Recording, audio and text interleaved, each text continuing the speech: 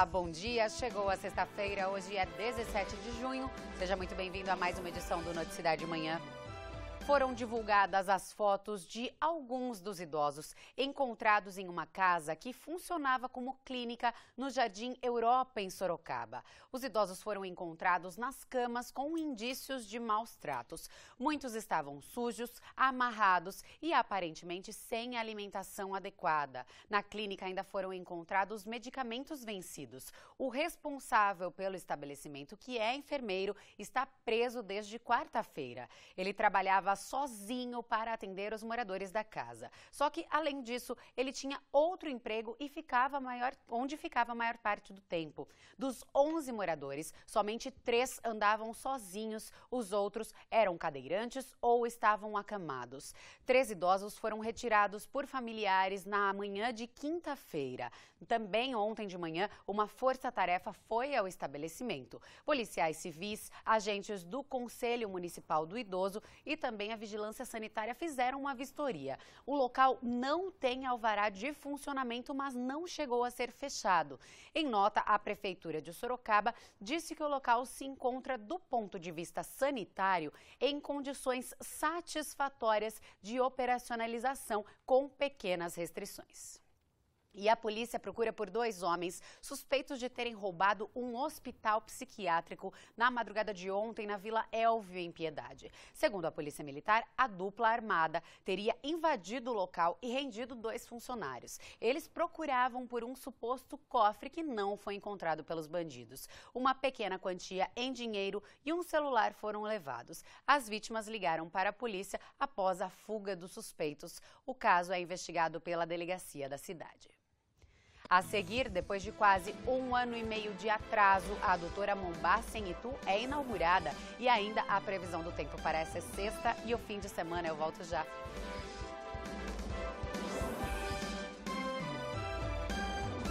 A Polícia Federal realizou nesta quinta-feira uma operação para desarticular uma organização criminosa responsável por um esquema internacional de distribuição de mercadorias contrabandeadas. Segundo a investigação da PF, a quadrilha atuava em vários estados e tinha anualmente cerca de 3 bilhões de reais em lucros. Foram cumpridos 138 mandados judiciais, sendo de prisão preventiva, temporária, condução coercitiva e de busca e apreensão em diversas cidades do Paraná, São Paulo, Espírito Santo e também em Minas Gerais.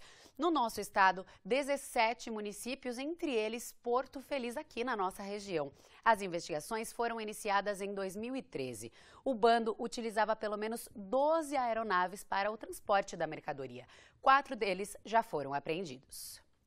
A gente fala agora do tempo. A sexta-feira deve ser de sol entre nuvens na nossa região. Em Sorocaba, a mínima prevista para hoje é de 14 e a máxima pode chegar aos 25 graus. No sábado e domingo, o tempo continua assim, aparecem só algumas nuvens, mas não deve chover.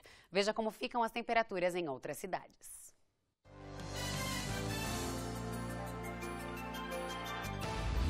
Itapetininga registra a mínima de 14 e máxima de 24 graus. Em Jundiaí, as temperaturas variam entre 13 e 26. Mesma previsão para a cidade de Itu. Piedade tem mínima de 11 e máxima de até 24 graus. Com quase 1 ano e meio de atraso, foi inaugurada a adutora Mombaça, em Itu. Com a entrega dessa obra agora, a administração municipal pretende ampliar o abastecimento de água na cidade, que enfrentou a pior crise hídrica da história em 2014. São 22,5 quilômetros de adutora, compostos por 3.750 tubos de 500 milímetros de diâmetro, que vão captar de 2 mananciais, os ribeirões do Paudalho e do Mombaça. A tubulação deve transportar 280 litros de água por segundo, que vão abastecer uma estação de tratamento na cidade. Segundo a Prefeitura, o sistema pode ser utilizado em períodos de estiagem ou durante operações de manutenção para preservar os níveis dos reservatórios. Os 24 milhões de litros de água a mais por dia podem abastecer uma população de até 110 mil habitantes. A população de Itu foi uma das mais castigadas com a crise hídrica em 2014. A cidade sofreu com a estiagem que praticamente secou os mananciais. Os moradores enfrentaram racionamento e rodízio de abastecimento. A nova adutora passou a ser uma exigência da prefeitura à concessionária Águas de Itu em junho daquele ano. Como não houve avanço na construção, o prefeito decretou intervenção na empresa. A obra custou 20 milhões de reais e foi entregue com 1 ano e meio de atraso. O prazo inicial era janeiro de 2015. Tudo foi dividido em 2 etapas. A rede que capta do Ribeirão Paudalho está concluída desde outubro e a do Mombaça foi entregue agora. Na inauguração, o prefeito acionou o bombeamento do sistema. São 13 motobombas como essas que entram em operação a partir de agora. Durante a cerimônia, Antônio Tuizzi chegou a falar em sensação de alívio. A pressão existia, a pressão sempre existe, porque é um bem tão precioso, a água, que os ituanos sofreram tanto. Eu, como ituano, sofri bastante, vendo não só a falta d'água na minha casa, mas vendo o que passou todos os ituanos.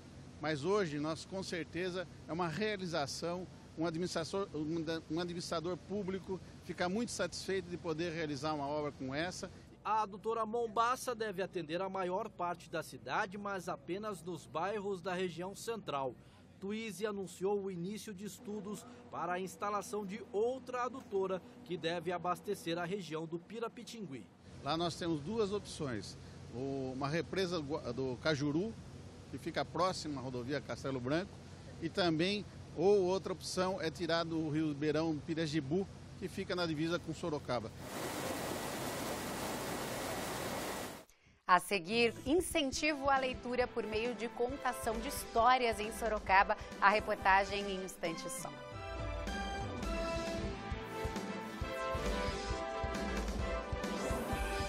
Na era da tecnologia, muitas crianças acabam deixando os livros de lado. Em Sorocaba, uma atividade de contação de histórias favorece o aprendizado das crianças e, mais do que isso, integra pais e filhos.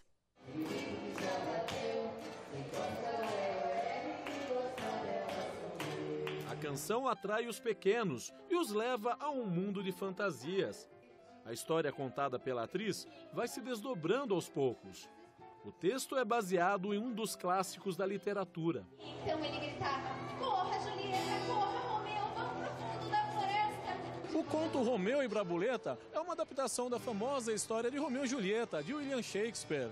Uma forma divertida de entreter as crianças e estimular ainda mais a imaginação delas.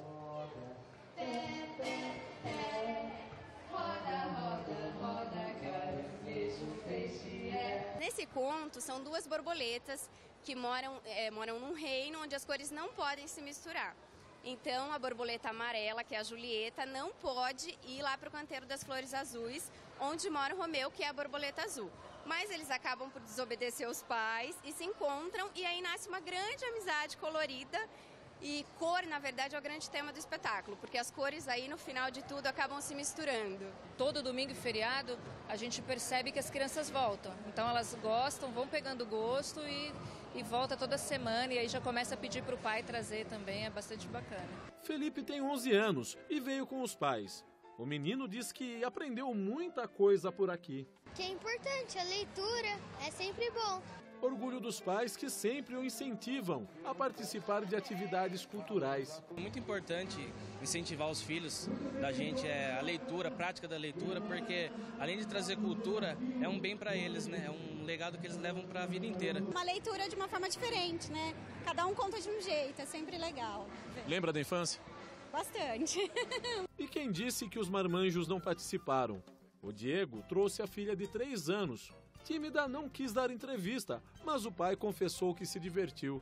Não, com certeza, é sempre bom a gente estar interagindo e mostrando para ela que é importante a gente estar sempre brincando, ser criança realmente, que hoje em dia tá muito difícil, né? A gente vive num mundo tão tecnológico, tão globalizado, onde todo mundo está numa tela de um computador, na tela de um celular, e a gente conseguir fazer com que as crianças sentem aqui nesse espaço para ouvir uma história que com certeza vai transformar, vai mexer com o real, com o imaginário, isso é mágico, é o faz de conta. Um dia diferente para crianças e adultos que se divertiram e juntos aprenderam a valorizar a leitura. Eu adoro historinha.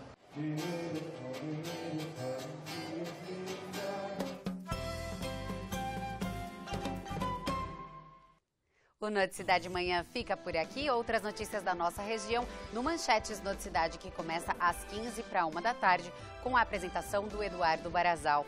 Uma ótima sexta para você. A gente se vê amanhã, 7h20 da noite, no Acesso, hein? Eu te espero. Tchau.